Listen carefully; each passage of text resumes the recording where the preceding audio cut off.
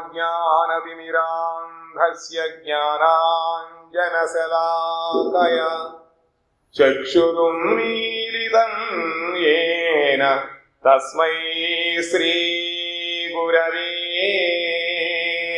నమః. మూకం కరోతి వాచాలం పంగుం లంఘయతే గిరిం యత్కృపాతమహం వందే శ్రీగురుం దీనతారణం. ఆజానులంబితభుజౌ కనకావదాతౌ సంకీర్తనైకపితరౌ కమలాయతాక్షౌ విశ్వంభరౌ ద్విజవరౌ యుగధర్మపాలౌ వందే జగత్ప్రియకరౌ కరుణావతారౌ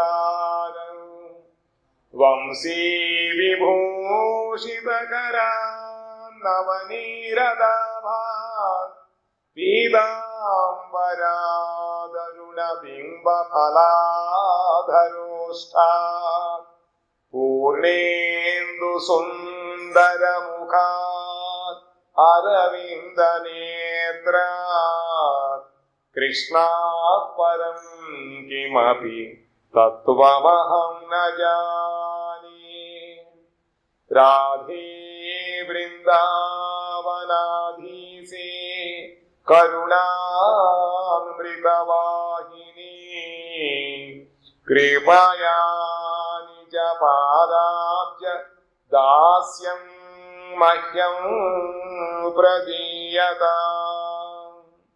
బృందాయై తులసీదేవ్యై ప్రియాయై కేశవస్య చ కృష్ణ భక్తి ప్రదే దేవి సత్యవత్యై నమో నమః. నారాయణం నమస్కృత్య నరం చైవ నరోత్తమం దేవీం సరస్వతీం వ్యాసం తతో జయముదీరయేత్.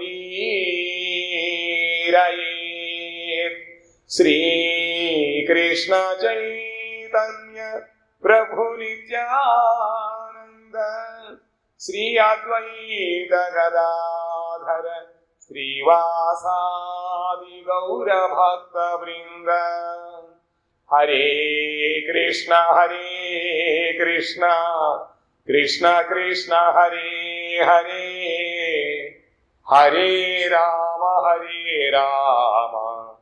రామ రామ హరే హరే.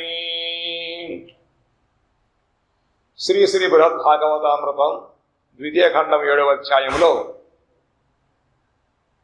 చివరి తారీగా గోలోక యొక్క మహత్యం చెబుతున్నారు.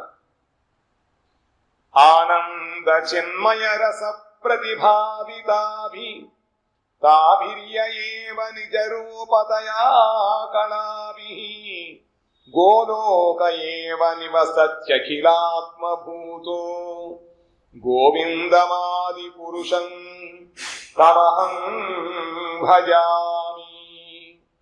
నిజరూపతయ అంటే సచ్చిదానంద స్వరూపుడగు పరతత్వము యొక్క ఆనందాంశమే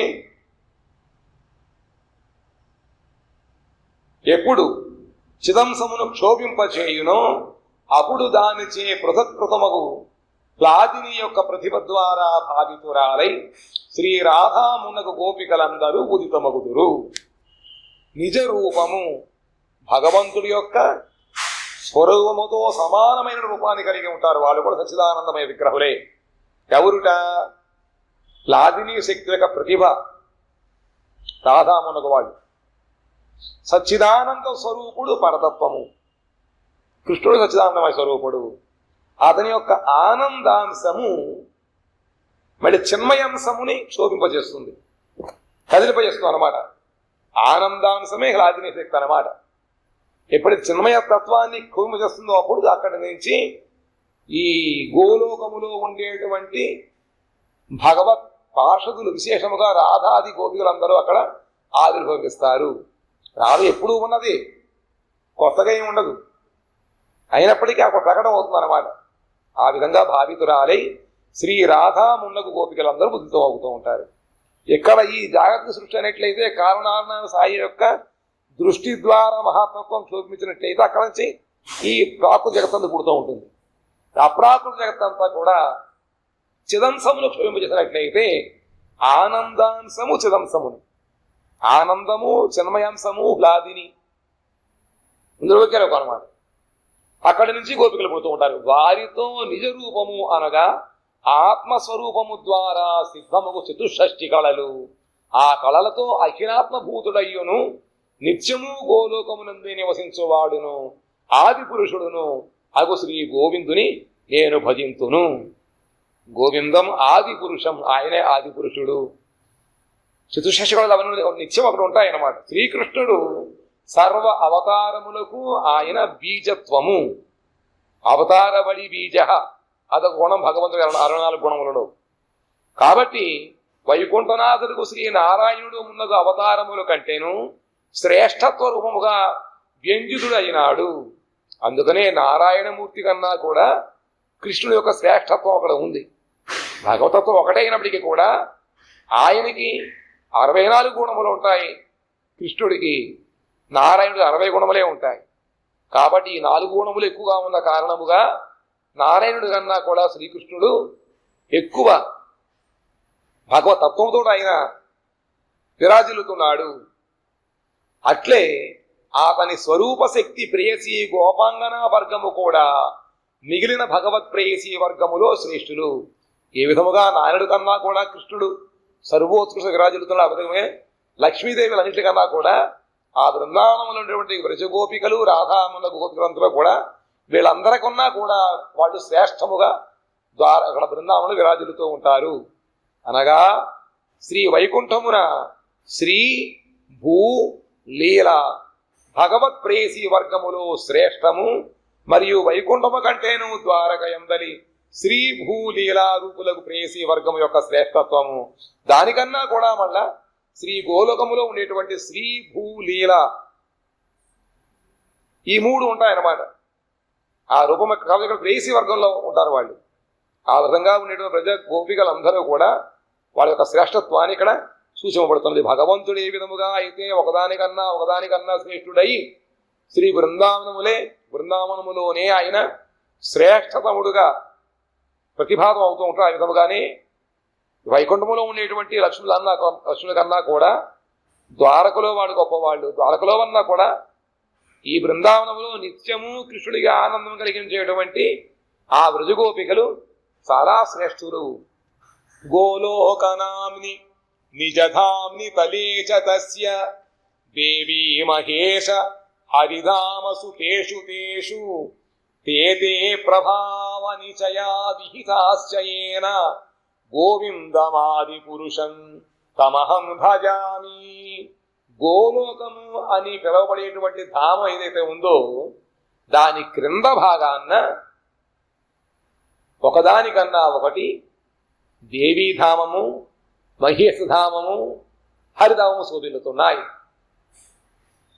దేవీధామం ఒకటి ఉంది. దేవీ భాగవత ప్రకారం దేవియే గొప్పదని అంటూ ఉంటారు. ఆమెయే దుర్గ, ఆమెయే ఈ సకల బ్రహ్మాండాలకి కూడా ఆవిడ అధిష్టాన దేవత అన్నమాట. కాబట్టి దానికన్నా కూడా పైన గోలోకం ఉంటుంది. గోలోక ధామ్ని నిజధామ్ని తలేచ దానికన్నా కింద ఉంటుంది దేవీధామము, మహేశధామము, హరిధామం ఇవన్నీ కూడా కింద ఉంటాయి. ఆ సకల ధామములు గోలోకము మరియు వారి ప్రభావము ఎవరచే ప్రకటితమయ్యాయో, ఇవన్నీ కూడా ఎవరి నుంచి వచ్చాయో అటువంటి గోవిందుడు ఆది పురుషులనే సేవిస్తున్నాను. శ్రియకాంతాకాంత పరమ పురుష కల్పతరవో ద్రుమా భూమిశ్చింతామణి గణమయీ తోయమృతం కథాగానం నాట్యం గమనమపి వంశీ ప్రియ సఖీ చిదానందం జ్యోతి పరమపి తదా స్వాద్యమపి చ. ఇంకా ఆ గోలోకం యొక్క మహత్యం ఏమిటిట? అక్కడ మహాలక్ష్మీ గణమే కాంతలు. కాంతలంటే గోపికలు ఎవరట? మహాలక్ష్మీ గణమే వాళ్ళందరూ కూడా. పరమ పురుషుడకు శ్రీకృష్ణుడే ఏకైక కాంతుడు. గోపికలందరూ కూడా కాంతలు, కృష్ణుడు ఒక్కడే కాంతుడు. అక్కడ ఉండేటువంటి వృక్షములన్నీ కూడా కల్ప వృక్షములే. భూమి చింతామణిమయము. అక్కడ ఉండే జలములు అమృత సమానము. మాటలు గానముగా ఉంటాయిట. గమనమే నాట్యము. ఆ కృష్ణుడి యొక్క వంశీ ఉందే, ఆ వంశీయే భగవంతుడి యొక్క ప్రియ సఖి. చిదానందమే జ్యోతి మరియు రసగంధాదులకు భోగ్య వస్తువులన్నీ చిదానందమయము. అక్కడ ఉండేటువంటి ప్రతి వస్తువు కూడా చిన్మయ వస్తువే. అక్కడ నుంచి కలిగేటువంటి ఆనందం ప్రతిది కూడా చిన్మయ ఆనందమే. ఇక్కడ ఉండేటువంటి జడ ఆనందము అది కొంచెము, దాని వెనకాల దుఃఖం అపారంగా ఉంటుంది. కానీ గోలోకములో నిరంతరము చిన్మయ ఆనందం అలా తరంగములేక వస్తూ ఉంటుంది అన్నమాట. అక్కడ ఉండేటి రసము కానీ గంధము కానీ ఇవన్నీ కూడా భోగ్య వస్తువులన్నీ కూడా చిన్మయమే. సయత్ర క్షీరాబ్ది సరతి సురభీభ్యశ్చ సుమహాన్ నిమేషార్థాఖ్యో వా వ్రజతి నహి అత్రాపి సమయః భజే శ్వేతద్వీపం తమహమిహ గోలోకమితియం విదంతస్తే సంతః క్షితి విరళచారాః కతిపయే. ఇట్లా కూడా బ్రహ్మ సంహితలో సాక్షాత్ బ్రహ్మదేవుడు గోలోకం యొక్క మహత్యాన్ని వర్ణిస్తూ అక్కడ ఉండేటువంటి వాళ్ళందరి గొప్పతనం కూడా చెబుతున్నాడు. అక్కడ సురభీజాతి గోవుల నుండి సముద్రము వలె విపులముగా క్షీరదావులు ఇష్టమవుతూ ఉండే పాలు వెతకక్కర్లేదు. అలాగా ఈ భగవంతుడి యొక్క రూపలావణ్యము చూసేటప్పటికీ తన్మయత్వం చేత వాళ్ళకి తెలియకుండానే పొదుగు నుంచి పాలు కారిపోతూ ఉంటాయి. అలా అవన్నీ కూడా సముద్రంలో ఉంటాయి. ఇంకా అంత ఎక్కువ ఉంటాయి అన్నమాట. భూమి దూడలు తాక మిగిలినది భూమి తాగి ఆ భూమి కూడా ఇంకా తాగలేక బయటకు వదిలేస్తుంది అనమాట. అప్పుడు సముద్రం వస్తుంది, పాల సముద్రం.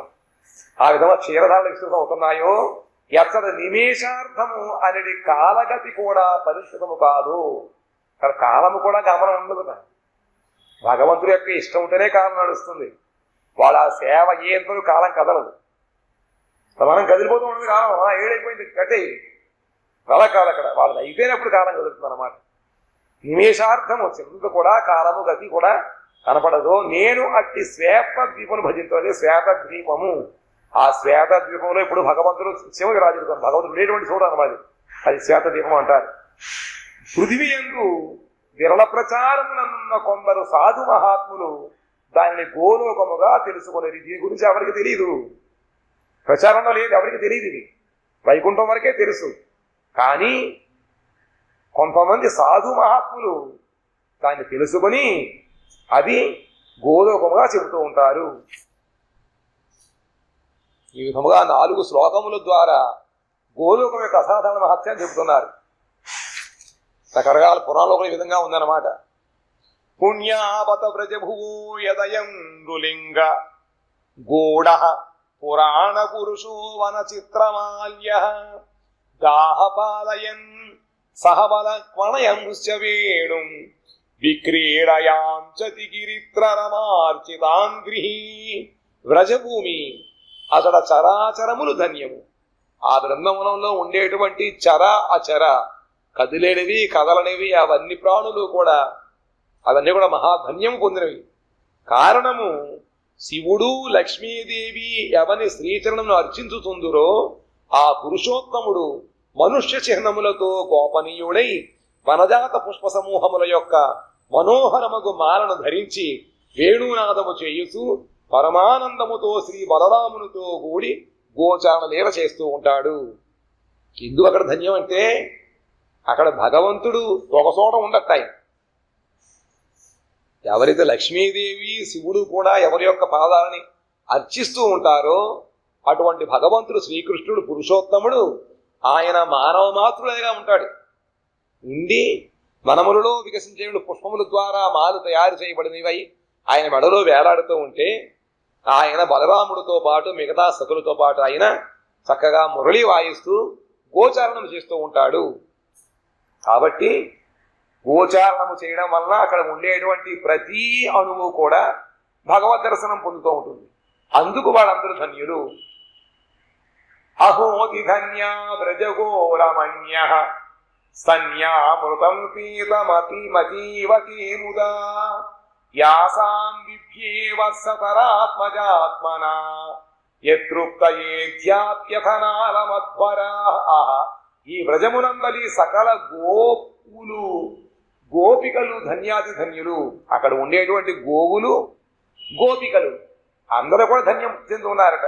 ఎందుకంటే ఆ బ్రహ్మ విమోహన లీలలో సాక్షాత్ కృష్ణుడే ఆవు దూడలుగా వచ్చాడు కాబట్టి అన్ని ఆవుల దగ్గర కూడా కృష్ణ రూపంలో ఉండే ఆవు దూడ పాలు తాగింది కాబట్టి సాక్షాత్ భగవంతుడే వాడి యొక్క స్తన్యము పాలు తాగాడు కాబట్టి ఆ గోవులన్నీ కూడా ధన్యము. ఆ విధముగానే ఇక్కడ ఈ గోపాలులు కొంచెం వయసులో పెద్దవాళ్ళు అయినప్పటికీ కూడా చక్కగా వాళ్ళు కృష్ణుడే ఆ రూపంలో వచ్చిన కారణముగా ఆ గోపికలందరి ఇళ్ళకి కూడా కృష్ణుడే వాళ్ళ పిల్లల రూపంలో వెళ్ళాడు కాబట్టి ఆ తల్లులు కూడా వాళ్ళ పిల్లల రూపంలో ఉండే కృష్ణుడిని వాళ్ళు సాగారు, అతనికి స్తన్యం ఇచ్చారు కాబట్టి వాళ్ళందరూ ధన్యం అనమాట. ఓ విభు, నీవు అనంతమగు గోవత్సముల గోపబాలకుల మూర్తులను ధరించి వారి స్తన్యామృతమును పానము చేయుతున్నావు. ఒకే కృష్ణ రూపం ధరించి అంతమంది తల్లుల యొక్క పాలు త్రాగాడు, అన్ని గోవుల యొక్క పాలు త్రాగాడు కాబట్టి అవన్నీ ఒక భగవంతుడు వచ్చి వాళ్ళు పాలు తాగిన వాళ్ళు ఎంత గొప్ప సుఖు చేసుకున్నారు కాబట్టి వాళ్ళ జీవితమే ధన్యము. కానీ సకల యజ్ఞాదులు నేటికి నీకు తృప్తి విధానములు చేయ సమర్థములు కాగలేకపోయినవి. అక్కడ ఒకసారి పాలు తాగితే ఇంక తృప్తి కృష్ణుడికి, ఆవు పాలు తాగినా వాళ్ళ పాలు తాగినా కూడా. కానీ ఇక్కడ వైదిక మంత్రములతో ఎన్ని గొప్ప గొప్ప ఆహుతులు యజ్ఞము ద్వారా భగవంతు సమర్పించినా కూడా దాని ద్వారా భగవంతుడికి తృప్తి కలగటం లేదు. ఆ తృప్తిని కలిగించే సమర్థత వాటిలో లేదు. శ్రీకృష్ణుని పరికర గణములు శ్రీకృష్ణ ప్రేమ తప్ప మరి దేనిని ఎరుగరు. అక్కడ ఉండే పరికరములు అంటే అక్కడ ఉండేటువంటి గోపికలు అవనవండి, ఆవులు అవనవండి, గోపాలులు కానీ లేదా అక్కడ ఉండేటువంటి వృక్షములు కానీ ఏవైనా సరే భగవంతుడి సేవకు ఉపయోగించే ప్రతిదీ కూడా అన్నమాట. అదన్నిటికీ వాటి ఏం కాదు భగవత్ ప్రేమ, ఆనందముతో భగవత్ సేవ చేసి భగవంతుడికి ఆనందం ఇవ్వడం తప్ప ఇంకా వాళ్ళకి వేరేటువంటి కోరిక లేదు. సచ్చిదానంద స్వరూపుడకు శ్రీకృష్ణునకు ఆనంద ఆస్వాదనము చేయించుటకు ఆవని స్వరూప శక్తియే ఘనీభూతమై పరికరములుగా ఆవిర్భవించి తమ తమ భావములతో ప్రేమోచితమగు సేవతో అతను సుఖపెట్టుచుండును. భగవంతుడికి ఆనందం కలిగించాలి అంటే ఇంకా వేరే వస్తువు ఏది లేదు. ప్రాపంచిక వస్తువు ఏది కూడా భగవంతుడికి ఆనందం ఇవ్వలేదు. దాని ప్రాకృతం కాబట్టి అప్రాకృత జగత్తులో అప్రాకృత వస్తువులు మాత్రమే భగవంతుడికి ఆనందం ఇవ్వగలుగుతాయి. కాబట్టి ఏమిటిట ఆయన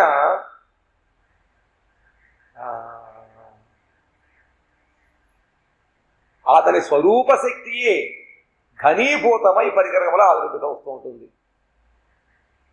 మన శ్రీకృష్ణుడు కూడా వారి మనోరథమును పూరించుడు వివిధ లీలను చేయుచుండును. ఈ విధముగా శ్రీకృష్ణుడు వ్రజము యొక్క వాత్సల్యమయ గోవుల యొక్క గోపికల యొక్క తన యొక్క మనోరథమును పూర్ణము చేయుటకు స్వయముగా తానే గోపబాలకుల గోవత్సముల రూపమును ధరించెను. ఆ బ్రహ్మ విమోహన లీలలో ఆ కృష్ణుడే ఇంతమంది యొక్క కోరికను తీర్చడం కోసము వాళ్ళందరి ద్వారా తాను సేవను అనుభవించి తాను కూడా ఆనందం అనుభవించడం కోసం భగవంతుడు ఈ బ్రహ్మ విమోహన లీల చేయించి తద్వారా తానే అన్ని గోదూడలుగాను అంతమంది గోపాలులుగాను మారి వాళ్ళందరికీ సుఖాన్ని ఇచ్చాడు. ఈ విధముగా శ్రీకృష్ణుడు బ్రజము యొక్క వాత్సల్యమయ గోవుల యొక్క గోపికల యొక్క శిశుడనమాట. అనగా స్వయముగను పరికరములుగను ఈ రెండు రూపములతో ఆత్మప్రకాశము గావించెను. ఆయనే భగవంతుడు, మళ్ళీ భగవంతుడే అన్ని రూపములు దాల్చాడు. ఆ విధంగా సంవత్సరం కాలం అక్కడ ఆడాడు అనమాట.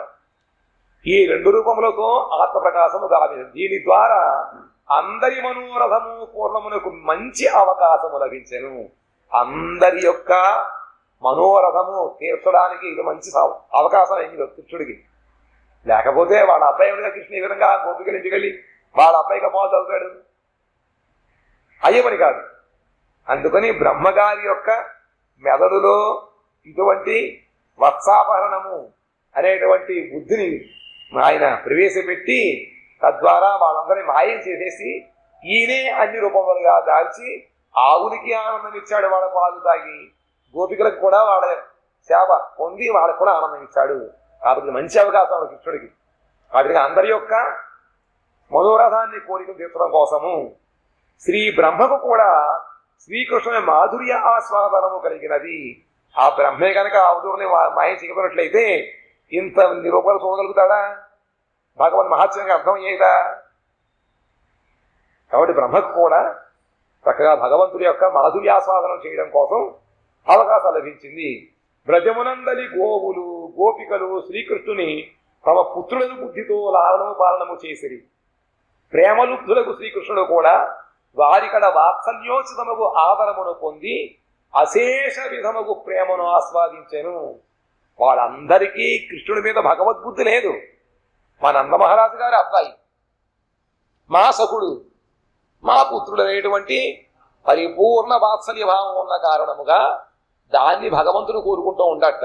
ఓ దేవుడా, అఖిలాంకుడు బ్రహ్మాండ నాయకుడివి, నువ్వు సృష్టికర్తవి, అది ఇది అంటూ ఉంటే వాడికి ఇవన్నీ విని విని విని విని మొహం మొత్తేసింది కృష్ణుడికి. దాంతో ఇవన్నీ పక్కన పెట్టేసి ఎడమరికలు లేకుండా వాళ్ళల్లో భగవంతుని ఒకటిగా వాళ్ళు చేసుకుని చేసేటువంటి సేవ అది భగవంతుడికి ఇష్టం.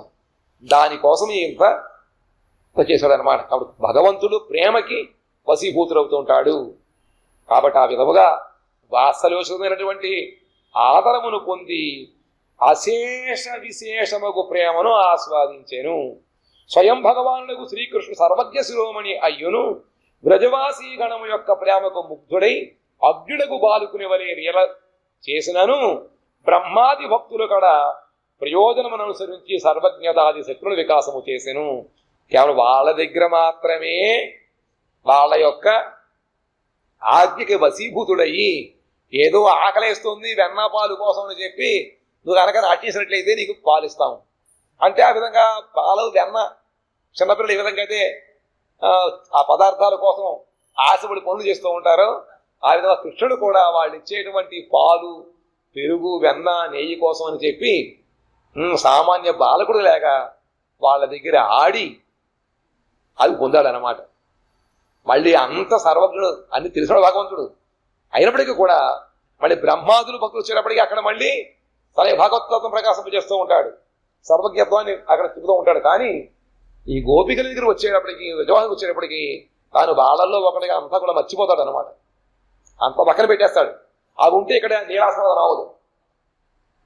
అహోభాగ్యం అహోభాగ్యం నందగోపవ్రజౌకసాం యన్మిత్రం పరమానందం పూర్ణం బ్రహ్మ సనాతనం. అందరికన్నా భాగ్యవంతులు ఎవరు అంటే నంద గోపికలు. నంద మహారాజు గారు బ్రజగోపికలు వాళ్ళు మహాభాగ్యాన్ని పొంది ఉన్నారు. ఎందుకుట? పరమానందము పూర్ణ బ్రహ్మము సనాతన పురుషుడు వాళ్ళకి మిత్రుడుగా దొరికాడు. ఆహో శ్రీ నందగోపుడు ఉన్నగు బ్రజవాసుల భాగ్యమునకు అవధి లేదు, ఆ భాగ్యానికి సీమ లేదు. ఎందుకుట? పూర్ణ బ్రహ్మ సనాతన పరమానందుడు భగవానుడు వాళ్ళకి మిత్రుడుగా అయ్యాడు. అందుకనే వాళ్ళు ఏమైనా కృష్ణ కృష్ణ అంటున్నారు. కృష్ణా పెద్ద కొంగ వచ్చింది, కృష్ణా పెద్ద పాము పడుకుంది, కృష్ణ నందమహారాజు గారిని పాములాకపోయింది, ప్రతిదానికి కృష్ణుడే మిత్రుడు కాబట్టి ఆ విధంగా చేయగలుగుతున్నారు. కాబట్టి వాళ్ళందరూ మహామహాభాగ్యవంతులు. ఏషాంత భాగ్యమహితాచ్యుత తావదాస్తా ఏకాదశైవ హి వయం బత భూరిభాగా ఏతదృశీకచ కజశకైరసకృత్ పిబామః సర్వాదయోంహృదయ అజ మధ్వమృతాసవంతే. ఓ అచ్యుత, ఈ బ్రజవాసుల మాహాత్మ్యము అధికముగా ఏమి వర్ణింతును? ఇంకా ఏం చెబుతాం వీళ్ళ మహత్యాన్ని? అహంకారమునకు అధిష్టాతలకు రుద్రాది దేవతలతో మేము ఈ సకల బ్రజవాసుల ఇంద్రియములనడి పానపాత్రలతో నీ చరణారవింద మకరంద ఆసవమును నిరంతరము పానము చేయుచున్నాము. వీళ్ళెవరికి భగవద్ దర్శనం కూడా కాదు. రుద్రాది దేవతలు ఎంతమంది ఉన్నారో వాళ్ళందరూ కూడా భగవంతుడు ఈ లోకంలో వస్తే చూడగలుగుతూ ఉంటారు. మళ్ళీ వాళ్ళకి కూడా అక్కడ ఎంట్రన్స్ ఉండదు. శివుడికే కృష్ణ దర్శనం అవ్వలేదు. కృష్ణుడు బాల్య రూపంలో ఉండి చక్కగా ఆయన చిన్నప్పుడు పడుకుని ఉంటే ఆ కృష్ణుడు చూడడం కోసం అని చెప్పి శివుడు వచ్చాడు భిక్షు రూపాన్ని ధరించి. కానీ యశోదాదేవి చూపించలేదు. రకరకాల ఇక్కడ మనుషులు వస్తున్నారు, సాధు రూపంలో వస్తున్నారు, తల్లి రూపంలో వచ్చి ఒక రాక్షసి సంవత్సరం కోసం ప్రయత్నించింది, కూడా బండి రూపంలో వచ్చి కూడా చుడిదార్ రూపంలో వచ్చాడు. ఆ చిన్నపిల్లవాడు మీకు ఏం హాని చేశాడు? అందరూ కూడా ఆయన కక్ష వస్తున్నారు కాబట్టి నేను కృష్ణుడు చూపించడానికి శివుడికి దొరకల దర్శనం. దాని తర్వాత పౌర్ణమాసీదేవి పార్వతీదేవి వచ్చి, యశోదా ఈ కృష్ణుడు ఈయన నాకు తెలుసు, పూర్వకాలం కాశీలో ఈయన ఆశ్రమంలో ఉండేదాన్ని, మంచివాడు, ఆయనకు చాలా మహిమలు ఉన్నాయి, ఒక్కసారి నీ కృష్ణుడు తీసుకున్నట్టు కృష్ణుడు ఆశీర్వదిస్తాడు అంటే తెస్తానికి దూరం నుంచి ఆశీర్వదించాలి, ముట్టుకోలే మనం. అంత శివుడికే భాగ్యం కలగలే బృందావనంలో. మిగతా వాళ్ళ మాట ఏమిటి? ఆ విధంగా వచ్చింది మొత్తం మంత్రం. కాబట్టి మరి వాళ్ళందరూ ఏం చేసేవారుట? ఆ దేవతలందరూ కూడా బ్రజవాసుల యొక్క ఇంద్రియముల్లో వాళ్ళు ప్రవేశించేవారుట. ఆ గోపికల నేత్రముల ద్వారా భగవత్ రూపాన్ని వీళ్ళు ఆస్వాదించేవారుట. వాళ్ళకు ఇంద్రియములు వీళ్ళు ఆవహించి సేవ చేస్తూ ఆనందం అనుభవిస్తూ ఉండేవారు. కాబట్టి వాళ్ళందరూ ఏం చేసేవారట? బ్రజవాసుల యొక్క ఇంద్రియములు అనే పానపాత్రలతో, మనం పానం తాగాలంటే పాత్ర కావాలి కదా, తాగే వస్తువేమో ద్రవ్యము, ద్రవము, దానికి ఆధారము గ్లాసు, పాత్ర అన్నమాట. పాత్ర ద్వారా మనం దాన్ని తాగుతాం, ఆధారం ఉండాలి. వీళ్ళకి ఆధారం ఏమిటంటే గోపికల యొక్క బ్రజవాసుల యొక్క ఇంద్రియములే. కాబట్టి వాళ్ళ ఇంద్రియములు అనేటువంటి పాత్రతోటి దేవతలందరూ కూడా ఆ భగవద్ రూపమాధుర్యాన్ని లీలామతులను ఆస్వాదించేవారట. కాబట్టి మేమందరము కూడా ఆ భగవంతుడి యొక్క చరణారవింద మకరంద ఆసవము అంటే అమృతాన్ని నిరంతరము పానము చేస్తున్నాము. దాని వలననే మాకు మహత్సౌభాగ్యం ఉదయించినది. కాబట్టి కేవలం బ్రజవాసులకే కాదు, అందరికీ కూడా ఆనందం.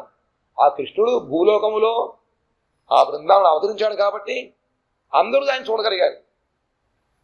అదే గోలోకంలో ఉన్న ఎవరు చూడలేరు, ఎక్కడ వెళ్ళలేరు, అక్కడ ప్రవేశం లేదు ఎవరికి, దేవతలకైనా సరే.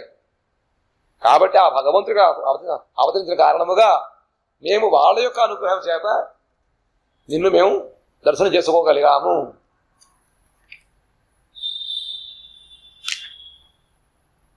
శ్రీ భగవానుడు స్వేచ్ఛగా నానామూర్తుల ప్రకాశము చేసి లీల చేస్తూ ఉంటాడు.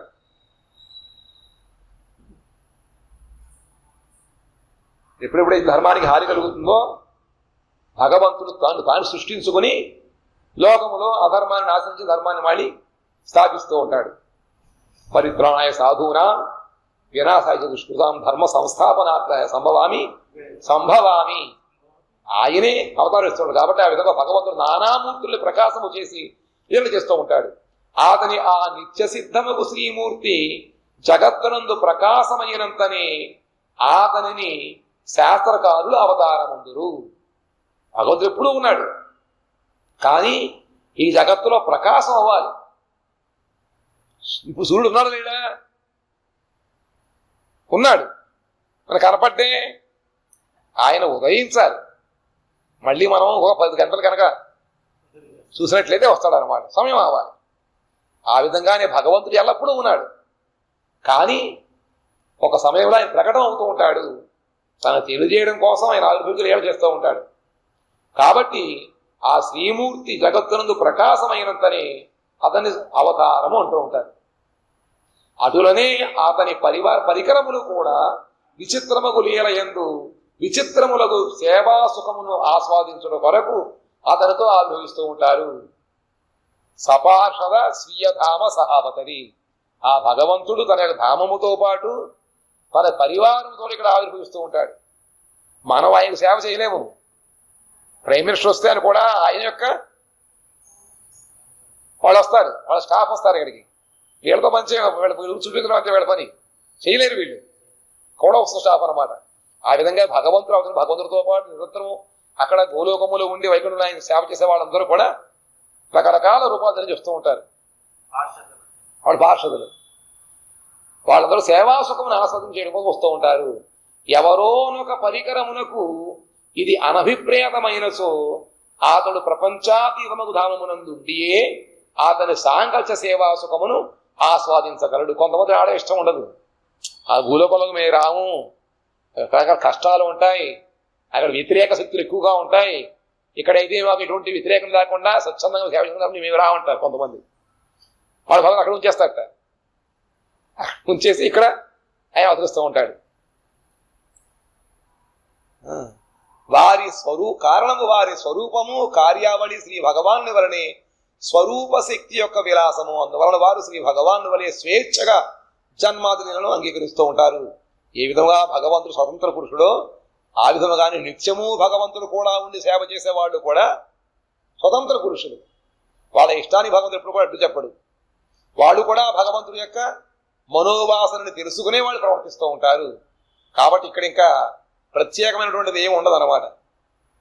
అతని సాంగత్యము సేవాసుఖము ఆస్వాదిస్తూ ఉంటారు వాళ్ళు.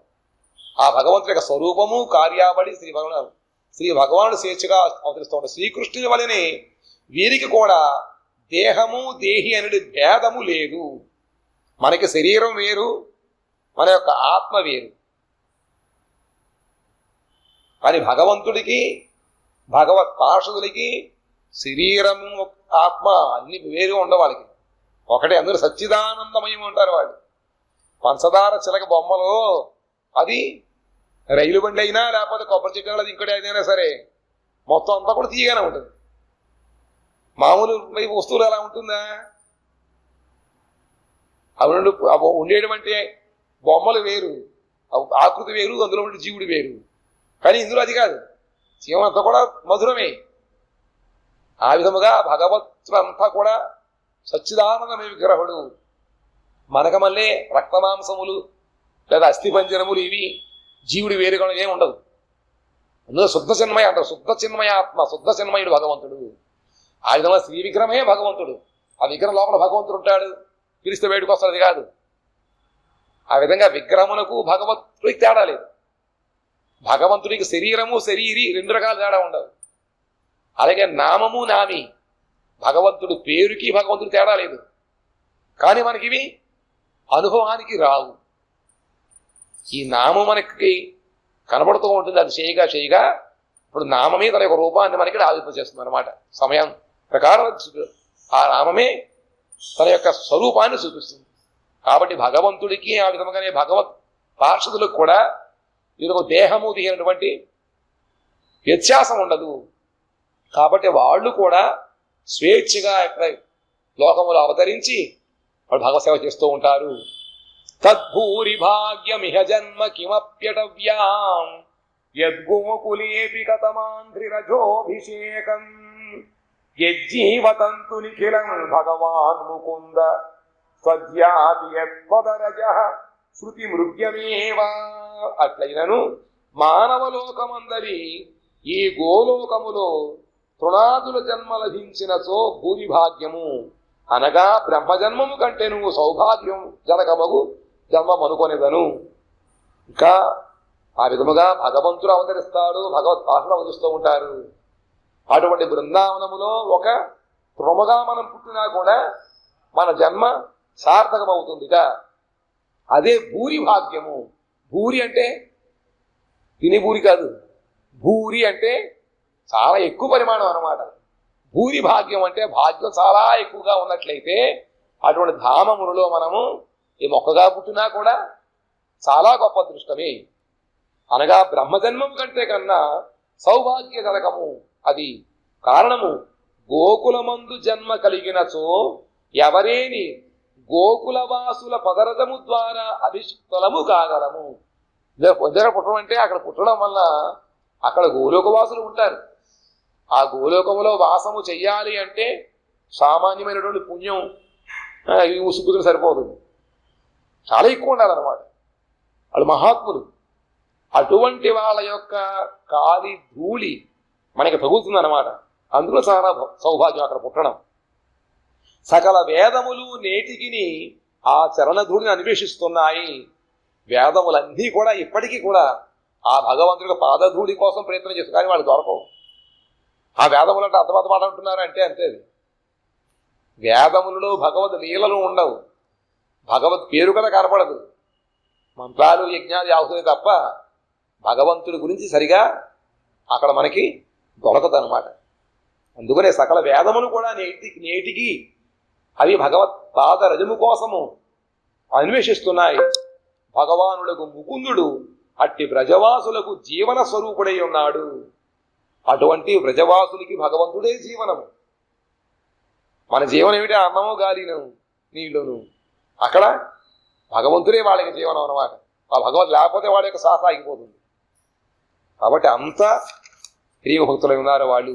ఏషాం ఘోష నివాసినాముద భవాన్ కిం దేవరాతేతిన చేతో విశ్వఫలాత్ ఫలం త్వదపరం కుత్రాప్యయన్ముహ్యతి సద్వేషాదివ పూతనాపి నకులా త్వమేవ దేవాపిత యద్దామార్థ సుహృత్ ప్రియాత్మతనయ ప్రాణేశయాస్త్వత్తే కృతే. అలా ఉన్నాయో శ్రీ బ్రహ్మ పలికను, ఓ భగవానుడా, ఎవరి భక్తి విశేషముచే నీవును రుణి అయితివో. ఎవరి యొక్క భక్తి విశేషము? గోపికల యొక్క భక్తికి భగవంతుడు ఆయన గీతలో ఏం చెప్పాట? ఏ యథామా ప్రపద్యంతే తాము తథైవ భజామ్యహం. ఎవరు నన్ను ఏ విధముగా భజన చేస్తారో వాళ్ళని నేను ఆ విధముగా అనుగ్రహించి అక్కడికి అకౌంట్ క్లోజ్ చేసేస్తాను. కానీ ఈ గోపికల యొక్క భక్తికి భగవంతుడు మీతో సమానంగా నేను మిమ్మల్ని సేవించడం మీకు వరం ఇవ్వలేను, కాబట్టి మీ దగ్గర నేను చిర రుణిని అయిపోయానన్నాడు. రుణముడిపోయాడు. వారి మహిమను ఏమని వర్ణిస్తాను? అంత భగవంతుడు యొక్క రుణము ఉండిపోయింది అంటే వాడు ఎంత గొప్పవాడు, ఏ పరిమాణంలో భగవత్ సేవ చేశారు, వాళ్ళ మహత్యాన్ని మనం ఏం చెబుతాం? నీ భక్తుల సద్వేషమును అనుకరణము చేసినంత మాత్రముననే పూతనా రాక్షసు తన ఆత్మీయులతో నిన్ను పొందినది. ఆ భూలోక మహత్యం చూడండి. మామూలుగా కనుక భగవంతుడి చేతిలో చనిపోయినట్లయితే వాళ్ళకి మోక్షం కలుగుతుంది. కానీ అదే భగవంతుడు బృందావనంలో ఉన్నప్పుడు రాక్షసులు, పూతన, అది భగవంతుడి యొక్క భక్తుల వేషంలో వచ్చిందిట. ఒక ముత్తైదువు మాతృమూర్తి ఏ విధంగా ఉంటుందో ఆ విధముగా అటువంటి రూపాన్ని వేషం వేసుకుంది. లోపలంతా కూడా విషమే, బయటికి మాత్రము ఒక తల్లిలేగా అలంకరించుకుంది.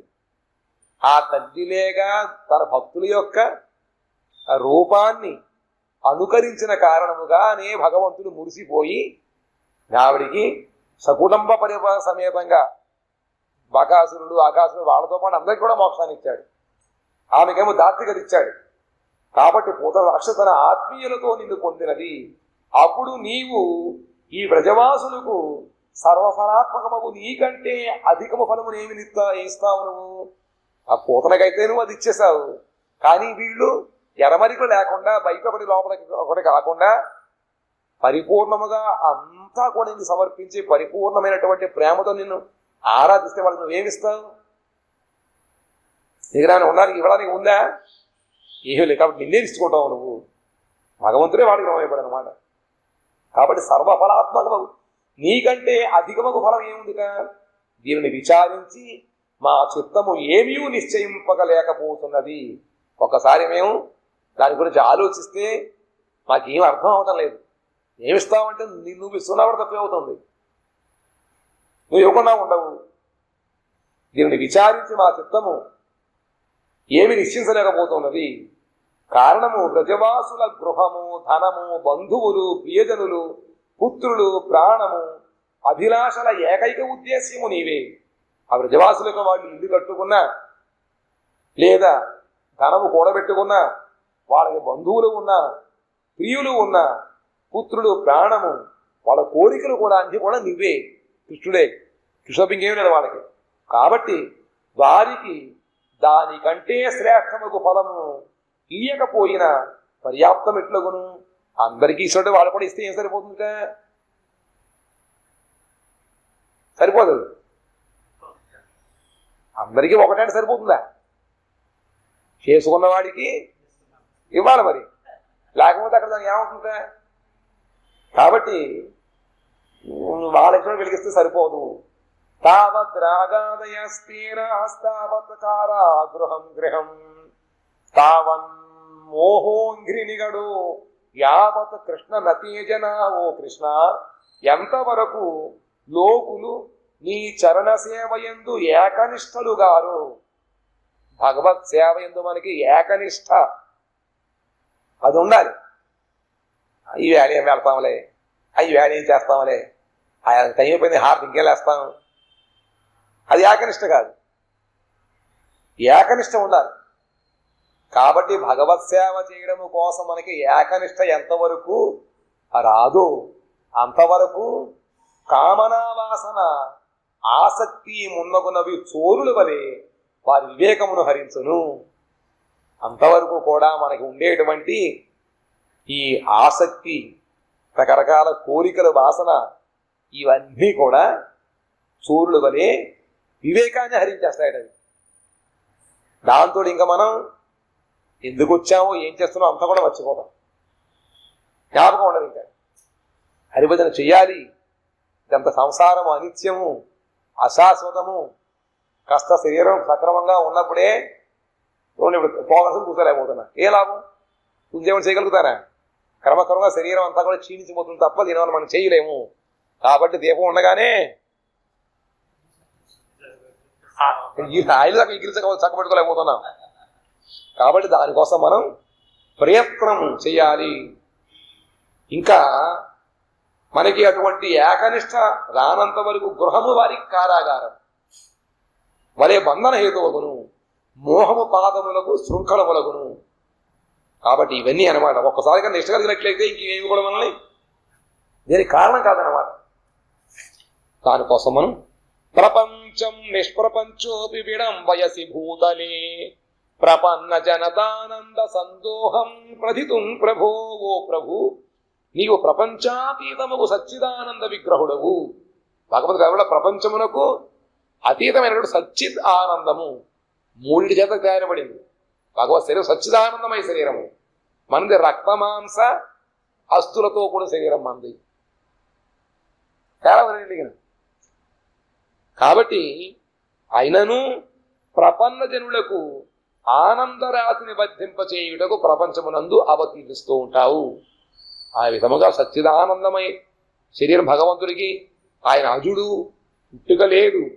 అయినప్పటికీ కూడా ఎవరైతే ప్రపన్నులై ఉంటారో, ప్రపన్నులంటే శరణాగతులై ఉంటారో, అటువంటి వాళ్ళకి ఆనందమును వర్ధింపజేయడం కోసం ప్రపంచమును భగవంతుడు అవతరిస్తూ ఉంటాడు.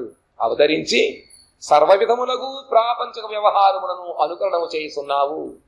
ఆ విధంగా నువ్వు భగవంతుడై ఉండి సామాన్య మానవులు ఏ విధంగా ఉంటారో ఆ విధంగా నువ్వు లీలలు చేస్తున్నావు. మానవుడు లేగానే తిన్నాడు, ఉడుకున్నాడు, తల్లిదండ్రులు సేవ చేశాడు, తర్వాత గురువర్గం యొక్క సేవ చేశాడు.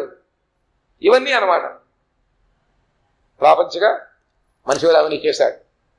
కేవలము చిదానందమును ఒక పరమజ్యోతి భగవత్ స్వరూపము కంటే అభిన్నమగు వస్తువు విశేషముగా గోలోక రూపముతో ప్రకటితమై సాధారణ శిష్యులు ప్రతిపాదమగుతున్నది.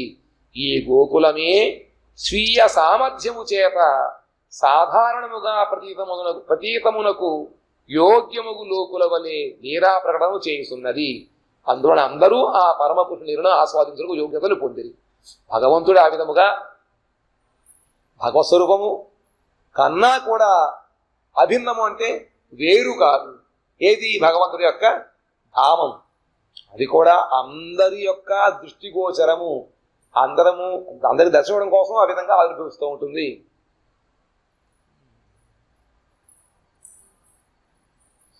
ఉదాహరణకు జ్యోతిపుంజముకు సూర్య చంద్రాదుల నుండి ప్రకాశితముకు పుష్పాదుల సాధారణముగా ఆస్వాదముకున్నవి. కానీ మూల జ్యోతిని ఎవరినూ ఆస్వాదించలేరు. సూర్య కిరణములు ఉన్నాయి, చంద్ర కిరణాలు ఉన్నాయి. సూర్యకిరణాలు మనం నేరుగా వాటిని మనం చూడలేము, వాటిని మనం అనుభవించలేము. కళ్ళ మీద పడితే కళ్ళు పోతాయి, చర్మం మీద పడితే చర్మం వేడిపోయి కాలిపోయిందంటాం. కానీ ఆ కిరణముల నుండే సముద్ర జలములు ఆవిరయ్యి వస్తే, వర్షంగా వస్తే అంత ఆనందం. అవే మళ్ళీ కిరణములు మొక్కలవి పొంచక్కగా పత్రములు తయారైనట్లయితే అవి మనం ఆస్వాదిస్తే అంత ఆనందం అనుభవిస్తాం. కాబట్టి నేరుగా మనం వాటిని పొందలేము, కానీ ఈ విధంగా వాటి క్రియను మనం ఆస్వాదించగలుగుతూ ఉంటాం. అట్లే స్వయముగా చిదానందుడయ్యును తన స్వరూప శక్తిచే ప్రకటితమైన గోకులముల లీలలో ఉపయోగపడు ఉపకరణముల సముదాయ రూపమున సర్వులకు ఆస్వాదన యోగ్య ప్రకాశముకుతున్నాడు. అదే భగవంతుడు అతని కనుక తన పార్షదులతో పాటు ఆవిర్భవించినట్లయితే వాడు చేసే సేవను చూసి మనము కూడా ఆ సేవా సౌభాగ్యాన్ని మనం చూసుకోగలుగుతూ ఉంటాం. ఇంకా మన భాగ్యం పడినట్లయితే వాళ్ళలో ఒకళ్ళగా ఆ సేవను నిలువ చేయగలుగుతాం. కాబట్టి భగవంతుడి యొక్క దాన్ని ఏమంటారు, ఆ ప్రకాశానికి మాత్రం మనం తట్టుకోలేము. అందుచే ధామమునందర లీలాపకరణాదులు భౌతిక నియమములచే ఆక్రాంతములు కావు. అందుకనే ఇక్కడ భగవంతుడు వచ్చినా భగవత్ పార్షదులు కానీ అక్కడ ఉండేటువంటి వృక్షములు ఇవేవి కూడా ప్రాపంచములకు సంబంధించినవి కావు, ప్రపంచ ధర్మాలు వాటి ఉండవు అన్నమాట. అనగా మత్స్యలోకములో వలె పరిణామ ప్రణాళి ద్వారా వ్యాప్తమై విపరీత ద్రవ్యముగా పరిణతి చెందవు. ఒకటి విపరీతంగా పరిణమిస్తూ ఉంటాయి, వస్తు పరిణామం అవుతూ ఉంటుంది. కానీ ప్రజములో వాటికి ఎప్పుడు పరిణామం ఉండదు, అలాగే ఉంటాయన్నమాట. ఇక సాధారణ మానవుల అనుకరణీయము సంపూర్ణమునకు లీలలయందు తదీయ ఆశ్రితనులకు ఏ విధముగా ఆవేశము కలుగుచుండునో అట్లు నిత్యలీలయందు కూడా కలుగదు. ఇందులకే ప్రపంచ అనుకరణమున కృష్ణుడు తదీయ పరికరముల ఆశ్రితనుల పూర్వ ఆవేశము కనబడుచుండును. ఇక్కడ ఆ సేవకులు కానీ భగవంతుడు కానీ భూలోకంలో వచ్చి లీల చేస్తున్నప్పుడు ఎంత ఎక్కువ తాదాత్మ్యం పొందుతారో అంత అక్కడ ఉండదు. అక్కడ నెగిటివ్ ఉంటుంది కదా, దాంతో ఎక్కువగా భగవత్ సేవలు తన్మయత్వం చెందడం కానీ ఇవన్నీ ఇక్కడ ఉంటూ ఉంటాయి. ఇక్కడ ఎక్కువ ఉంటుంది అక్కడికన్నా కూడా. అందుకని ఆ లోభంతో భగవంతుడు వస్తూ ఉంటాడు. బ్రహ్మదేవుడు ఇలా అన్నట్ట, నీవు వాస్తవమునకు నిష్ప్రపంచుడవైనను కేవలము భక్త సమూహమునకు ఆనందమును విస్తరింపచేయుటకు ప్రపంచమునందు ఇట్లు స్వీయ లోకమును విస్తరింపచేయుచుందువు. భగవంతుడు నిష్ప్రపంచుడు అంటే ఆ లోకములో, భగవద్లోకములో ఎటువంటి ప్రపంచము ఏదో ఉండదు కదా, అది వైకుంఠం, అది వేరు. కానీ భక్త సమూహమునకు ఆనందాన్ని విస్తరింపజేయడం కోసం అని చెప్పి ఆయన అక్కడి నుంచి ఇక్కడికి వస్తూ ఉంటాడు. భూలోకం లీలలు చేసి అందరికీ కూడా ఆనందాన్ని ఇస్తూ ఉంటాడు. సాక్షాత్ మహాప్రభు అవతరించి కేవలం నవద్వీపంలో ఉండడమే కాకుండా సర్వత్రా ఆయన పరిభ్రమణం చేసి యాత్ర చేసి భక్తులతో నాట్యము చేయించి తాను నాట్యము చేసి అందరికీ తన యొక్క దివ్యమంగళ భావములను చూపించి అందరిని ఉద్ధరించాడు. అదే మహాప్రభు గోలోకంలో ఉన్నట్లయితే అందరూ ఉత్తరం జరుగుతుందా? సరే కాదు. అందుకని ఆయన మహావదాన్యుడు అన్నమాట. ఆ విధంగా భగవంతుడి యొక్క ఓ విభూ జానంత ఏవ జానంతు కిం బహూక్త్యానమే ప్రభో మనసో వపుషో వాచో వైభవం తవ గోచరః. ఓ విభూ, ఈ జగత్తులో ఎవరైనా నీ మహిమను తెలుసుకొనుగాక. ఓ భగవంతుడా, ఎవరైనా కనుక నా కృష్ణు గురించి తెలుసండి, కృష్ణవాక్యం తెలుసు అని చెప్పి అంటే తెలుసుకుని అంటే అనుకొని, కానీ బ్రహ్మ అంటున్నాడు నాకు మాత్రము నీ యొక్క వైభవ సింధు, అలా వైభవం సముద్రం అంటే అందులో నాకు ఒక్క బిందువు కూడా నాకు తెలియదు అని అంటున్నాడు. నా మనోవాక్కాయమునకు గోచరము కాలేదు అని చెప్పి బ్రహ్మ సాక్షాత్తుగా చెబుతున్నాడు. ఏదేని విషయం యొక్క తాత్పర్యమును నిస్సందేహముగా ప్రతిపాదన చేయవలనని విజ్ఞులు ఉపక్రమమున ఏ అర్థమును ప్రతిపాదన చేయుదురో ఉపసంహారమునందును ఆ ఒకే అర్థము లేదా ఉద్దేశ్యమును అర్థమును తెలుపు శబ్దములను వ్యవహరింతురు. ఏదైనా ఒక వస్తువు గురించి చెప్పాలి అంటే తాత్పర్యం చెప్పాలంటే, నిస్సందేహంగా ప్రతిపాదన చేయాలంటే వాళ్ళు ముందు ఏం చెప్పారో దాన్నే మనం చివరిలో చెబుతూ మార్చి చెప్పరు. మార్చేస్తే అందులో ఏం లేదన్నమాట. కాబట్టి ఒక వస్తువు యొక్క నిస్సందేహంగా ప్రతిపాదన చేయాలి అంటే ఒకే అర్థాన్ని, ఒకే ఉద్దేశ్యాన్ని మొదలు చెబుతారు, మధ్యలో చివరలో మాట మారదు, వెళుతుందన్నమాట.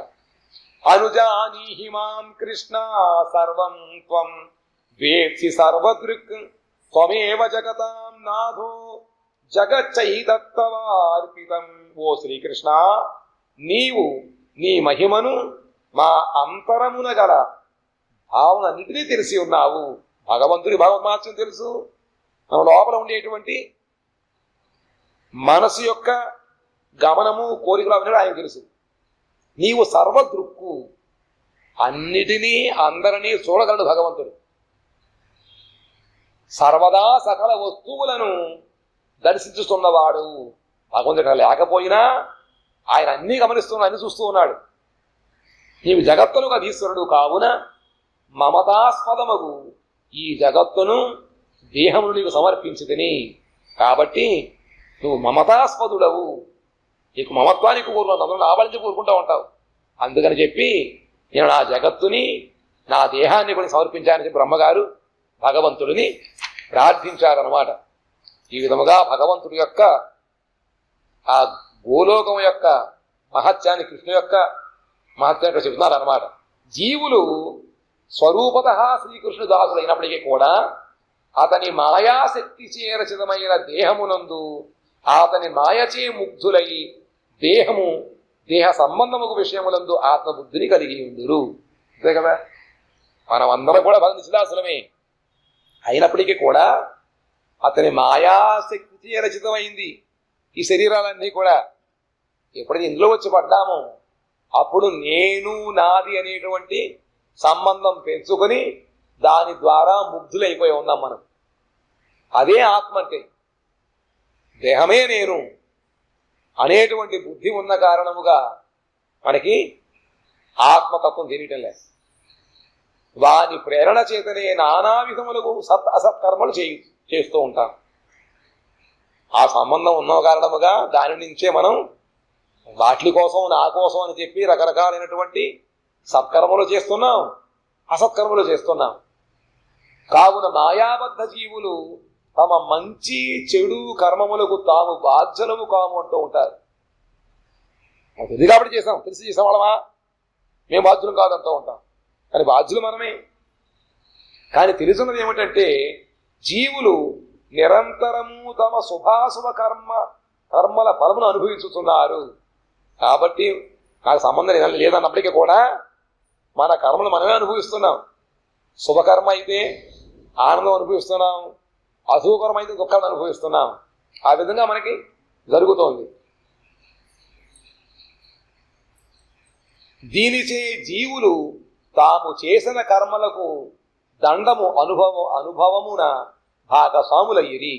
కారణము శుభ లేదా అశుభ కర్మను ఆచరించి జగన్నిస్తార కర్తృత్వమును మరచి తమను కర్తగా అలంకరించుకొని నేను చేసింది అనే అభిమానము పొందుతూ ఉంటాం. ఈ దురభిమానమునకు దండన రూపముగానే జీవులు నానా విధములకు కర్మఫలములను అనుభవిస్తూ ఉంటారు. కాబట్టి ఇటువంటి దురహంకారం మనకు ఉంది. నేను కర్తృత్వం నేను చేశాను, నేను చెప్పాను, రకరకాలు ఇటువంటిది ఉన్న కారణముగా మనము ఆ కర్మ శిక్షణ పేరు భాగస్వామై ఉన్నాయన్నమాట. ఈ దురభిమానమునకు దండన రూపంగానే జీవులు, ఆ దురభిమానం ఉన్న కారణముగానే రకరకాల దండన మనకు లభిస్తుంది అన్నమాట. అందుకే బ్రహ్మ అంటున్నాడు, ఆత్మసమర్పణ చేశాడు. కాబట్టి నేను నా సృష్టిలో ఉన్న పదార్థములన్నీ, నా శరీరము నీకు సమర్పించుకున్నాను బ్రహ్మ. ఆత్మశబ్దముకు రెండు అర్థములు ఉన్నాయి. అహంతత్వాస్పదముగు దేహిని ఆత్మయందురు, మమత్వాభిమానీయగు దేహమును కూడా ఆత్మయందురు. నేను నాది, ఈ రెండు కూడా ఆత్మవాచకములే. రెండునే మనం బాగా సమర్పించుకోవాలి. విక్రీతముకు పశువు యొక్క రక్షణావేక్షణముల నిమిత్తము ఏ విధముగా ఎట్టి చింతన ఉండదో అట్లే శ్రీ భగవాను యందు ఓయ్ కొద్దిగా కొదవలు. అట్లే శ్రీ భగవాను యందు ఆత్మసమర్పణ చేసినచో దేహము మరియు దేహ సంబంధమగు వస్తువుల రక్షణావేక్షణముల యందు ఎట్టి చింతన ఉండదు. ఒక పశువుని అమ్మేశారు, ఆ పశువుకి రక్షణావేక్షణ, దానికి దాణా ఇవ్వడం, దానికి ఆచ్ఛాదం ఇవన్నీ కూడా ఎవరు చూసుకుంటారు? దానికి ఆవుకే సంబంధం లేదు, ఎవడు కొనడం వాడికే సంబంధం. ఆ విధముగానే ఎవరైతే భగవంతుని ఆత్మసమర్పణ చేశారో వాళ్ళకి ఇంకా దేహము మరియు దేహ సంబంధం వస్తువుల యొక్క రక్షణ అవసరం ఉండదు. భగవంతుని దాన్ని ఎంతవరకు ఉంచాలో మనకి ఎంతవరకు అక్కడ చేస్తూ ఉంటాడు. ఆవులు కొనుక్కుందా సరిగా వాటి పాకలు కట్టకపోయి సరి చూడకపోయినట్లయితే ఆ దోషం కొనుక్కోవడం జరుగుతుంది, అంతేనా? ఆవుకే సంబంధం లేదు, కానీ దుఃఖం అనుభవించాలి, నాకు ఫలితం నాకు ఇంకా అంటది అన్నమాట. అక్కడతో సరి. ఆ విధముగానే భగవంతుడి యొక్క పాదోద్భవం ఎందుకు మనం సర్వస్వం సమర్పించుకున్నట్లయితే ఇంకా మనకి ఫలితం ఉండదు, కర్మ ఫలితం ఉండదు అన్నమాట. ఈ ఆత్మ నివేదనము కనుక పూర్వోత్తమకు భావ సంయుక్తము అయినచో దాని మహిమ అధికముగా ఉంటుంది. అందువలనే బ్రహ్మ మరి చోట్ల అన్నాడు, ఓ భగవంతుడా, నేను నీ వాడినైతిని. ఏ వ్యక్తి ఈ వాక్యము ద్వారా ఇట్లు పలుకునో, మానసికముగా ఇట్లు అభిమానమునందునో, శరీరము ద్వారా నీ స్థానమును బృందమును ఆశ్రయించునో, అటు శరణాగతుడకు వ్యక్తియే ఆనందమును అనుభవించను. త్రికరణ శుద్ధిగా భగవంతుడికి మనం సమర్పించుకోవాలి. త్రికరణ శుద్ధిగా మానసికముగా, వాచికముగా, కాయికముగా మనల్ని మనం భగవంతు సమర్పించుకున్నట్లయితే అప్పుడు మనం ఆనందం అనుభవించగలుగుతాం. సాధారణ మానవులు వారు అనుష్ఠించు లౌకిక వైదిక క్రియలను భగవానుడికి అర్పించినను భగవానుడు సాక్షాద్భావముతో ఆ విధముగా వారి శుభాశుభ కర్మలు కర్తృత్వ అభిమానము కర్మఫలము సంయోగము చేసి ఇయ్యడు. అట్లయినను వ్యతిరేక భావముతో అతని సత్తాచే జీవుల బద్ధదశాయుక్తముగు మాయిక భోగ సుఖ దుఃఖములు పుణ్యపాపాద అనుభవములు అగుచుండును. కానీ శరణాగత భక్తుల ఆ సమస్త క్రియలు భగవత్ సేవకు అనుకూలముగు విధముగా చేయును. కావున శ్రీ భగవానుడు సాక్షాత్ముగానే వారి సేవను గ్రహించును. పైపైగా అంతా అయిపోయిన తర్వాత సర్వం శ్రీకృష్ణుడు వస్తూ చెప్పబోదు బాగుంది చెప్తూ ఉంటారు. ఆ విధంగా వాళ్ళు అర్పించినట్లయితే వాటి యొక్క ఫలితం ఎక్కువగా ఉండదు. కానీ సర్వాంతఃకరణముగా భగవత్ సమర్పించుకుని మనము భగవత్ సేవయే మూలకము చేసినట్లయితే దాంట్లో వచ్చే ఫలితము పరిపూర్ణముగా భగవంతుడు దాన్ని స్వీకరించి మనకి ఆనందం ఇస్తూ ఉంటాడు. కాబట్టి భగవత్ సేవకు అనుకూలమగు విధముగా చేయును. కావున అటువంటి వాళ్ళ యొక్క సేవని భగవంతు సాక్షాత్ రూపంగానే ఆయన గ్రహిస్తూ ఉంటాడు. కాబట్టి మనము భగవంతుడికి సర్వ సమర్పణము చేసి శాస్త్రం అనుసరించి గురువు ఏమి చెప్పారో ఆ విధముగా మన యొక్క జీవితాలు గడిపినట్లయితే మనకి బంధనము క్రమక్రమంగా తగ్గి మనం అశాశ్వత ఆనందం పొందగలుగుతాం. ఈ విధముగా ఇంకా గోలోక మహత్యాన్ని ఇక్కడ వర్ణిస్తున్నారు. వాంఛా కల్పతరుభ్యశ్చ కృపా సింధుభ్య ఏవ చ పతితానాం పావనేభ్యో వైష్ణవేభ్యో నమో నమః.